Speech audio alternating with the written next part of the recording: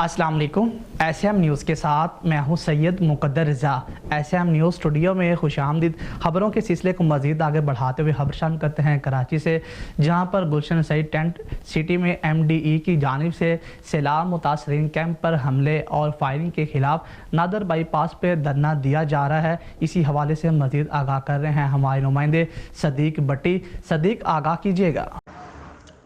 हाँ जी बिल्कुल, कराची गुलशन Saeed and city में MDA की जानिब से सैलाब मुतासरीन कैंप पर हमले और फायरिंग के खिलाफ नादर बाईपास पर मुतासरीन ने धरना दिया। धरने की वजह से सिंध बलोचिस्तान जाने वाली ट्रैफिक बंद हो गई, गाड़ियों की कतारें लगी, जबकि मुसाफिर 4 घंटे तक रास्ता न मिलने की वजह से सख्त परेशान रहे। सैलाब मुतासरीन के समाजी रहनुमा अहमद शाह काज़मी, अतीक और रहमान सुमरो की क़यादत में एहतजाज कर रहे हैं। मुतासरीन के साथ मासूम बच्चे और औरतें भी शामिल थीं। इस मौके पर मुतासरीन का कहना था कि सैलाब की वजह से वो अपना घर छोड़कर आए हैं, बारिश की वजह से कुछ भी नहीं बचा, कराची में खुले आसमान तले अपने बच्चों के साथ रह रहे हैं। मज़ीद ये कि सिंध हुकूमत मदद करने की बजाय तमाशबीन बनी हुई है और MDA के अमलदार हमला करने के हमारे ऊपर फायरिंग कर रहे हैं।